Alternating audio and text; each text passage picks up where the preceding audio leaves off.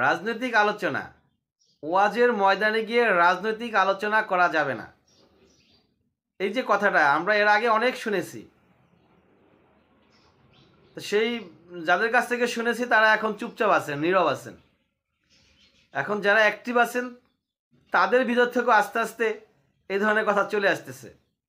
BP নূরের মতো ব্যক্তিও এই বিষয়ে কথা বলেছেন যে রাজনৈতিক কথাবার্তা বেশি বেশি বললে সমস্যা আছে, একটা সময় ঝামেলা হয়ে যাবে। কি ঝামেলা হয়ে যাবে এ ধরনের আরও কী যেন বলেছেন আমার খেয়াল নাই, তবে এটা বলেছেন যে রাজনৈতিক আলোচনা চলবে না, তার মুখ্য উদ্দেশ্য এটাই ছিল বলার।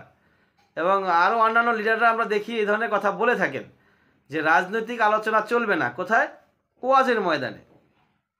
এটা আমার মাথায় ঢোকে না। প্রথমত আমার কোশ্চেন হচ্ছে, ওয়াজের ময়দান হোক, রাজনৈতিক ময়দান হোক, আর হচ্ছে স্কুলের হোক, ইউনিভার্সিটি হোক, কলেজ হোক, মসজিদ হোক, মাদ্রাসা হোক, যে কোনো জায়গায় হোক, এনি কাইন্ড অফ প্লেস, আমি বাংলাদেশের নাগরিক না?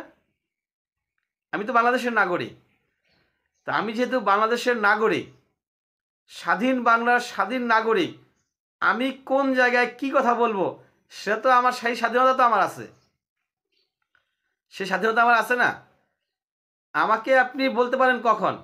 যখন আমি চুরির জন্য মানুষকে উৎসাহিত করব, ডাকাতির জন্য মানুষকে উৎসাহিত করব, জিনা করার জন্য মানুষকে উৎসাহিত করব, ঘুষ খাওয়ার জন্য, সুদ খাওয়ার জন্য, হারাম কাজ করার জন্য, বিভিন্ন অপকর্ম করার জন্য, ওজনে কম দেওয়ার জন্য, মিথ্যা কথা বলার জন্য, এগুলোর জন্য যখন আমি মানুষকে উৎসাহিত করব, তখন আপনি বলতে পারেন যে না, এই ধরনের কথাবার্তা চলবে না।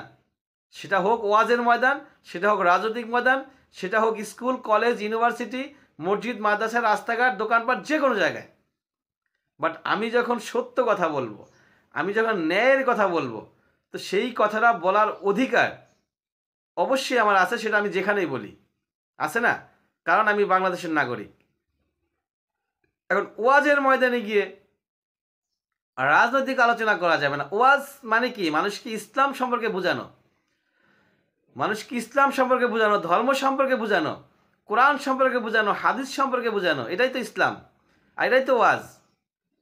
একজন ইসলামী স্কলার, ইসলামী লেকচারার, সে যখন ফিল্ডে গিয়ে লেকচার দিবে তখন তো কোরআন হাদিস নিয়ে লেকচার দিবে।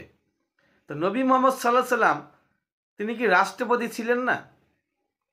তিনি কি রাষ্ট্র পরিচালনার দায়িত্বে তিনি ছিলেন না? ছিলেন কি না?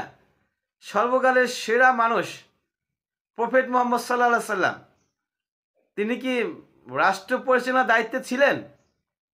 4 খলিফা, হযরত উমর রাদিয়াল্লাহু তাআলা আনহু, হযরত উসমান রাদিয়াল্লাহু তাআলা আনহু, হযরত আলী রাদিয়াল্লাহু তাআলা আনহু এবং হযরত আবু বকর সিদ্দিক রাদিয়াল্লাহু তাআলা আনহু, খোলাফায়ে রাশিদিন, 4 জন খলিফা। এই 4 জন খলিফা তারা কি রাষ্ট্রের দায়িত্বে ছিলেন? রাষ্ট্রপ্রধানের দায়িত্বে তারা ছিলেন? যদি খলিফারা রাষ্ট্রপ্রধানের দায়িত্বে থাকেন, নবী মোহাম্মদ সাল্লাল্লাহু আলাইহি সাল্লাম রাষ্ট্রপ্রধানের দায়িত্বে থাকেন, তাহলে রাষ্ট্র কিভাবে পরিচালনা করতে হয় সেই কাজগুলো তিনি শিখিয়ে দেন নাই? তো সেই কথাগুলা যদি ওয়াজের মাঠে গিয়ে আমি বলতেই না পারলাম, তাহলে আমি কিসের বক্তা? নামাজ কত ওয়াক্ত, রোজা কিভাবে করতে হবে, কয়দিন করতে হবে, হজ কিভাবে করতে হবে, জাকাত দিতে হবে, দান সাদকা করতে হবে, এগুলো তো ছোটোবেলায় মক্তবে মানুষ শিখে যায়। আমি যখন এই 8, 9, 10, 12 বছর বয়সে যখন আমার জন্য নামাজ রোজা ফরজ হইল, আমি তো এগুলো তখনই শিখে ফেলেছি মক্তবে গিয়ে। তো এখন এই বুইড়া বয়সে আমি ওয়াজের ময়দানে গিয়ে আমি কী শিখব? আপনারা যদি বলেন যে তোমরা মসজিদেই থাকো, এরকমটাই বলা হয় যে তোমরা মসজিদেই থাকো, তো মসজিদে যদি থাকে মানুষজন, তাহলে এই ওয়াজ তো দরকার নাই। কারণ মসজিদের যেই কাজগুলো, সেই কাজগুলো আমি আমার কথা বলতেছি না, প্রত্যেকটা মুসলমান, সে আওয়ামী লীগের হোক, বিএনপির হোক, জামাত ইসলামের হোক, জাতীয় পার্টির হোক, যেই দলেরই হোক না কেন, সবাই আমরা মুসলমান সূত্রে আমরা ছোটোবেলায় এই 10-12 বছর বয়সে আমরা এগুলা শিখে নিয়েছি এবং সেখান থেকে আমরা এগুলা করতেছি। যদি আমি মুসলমান দাবি করি, যদি আমি নিজেকে মুসলমান দাবি করি, তাহলে আমরা আশা করতে পারি যে সেই 10-12 বছর বয়স থেকে আমরা নামাজ, রোজা, হজ, জাকাত, এগুলো হজ তো করা যাচ্ছে না, জাকাত বা দান সাদকা এগুলো আমরা করতেছি। তাহলে যখন আমি একটু বড় হচ্ছি, এস্টাবলিশড, এই পর্যায়ে এসে আমাকে সমাজ পরিচালনা করতে হবে, পরিবার পরিচালনা করতে হবে, রাষ্ট্র পরিচালনা করতে হবে, অর্থনীতি পরিচালনা করতে হবে।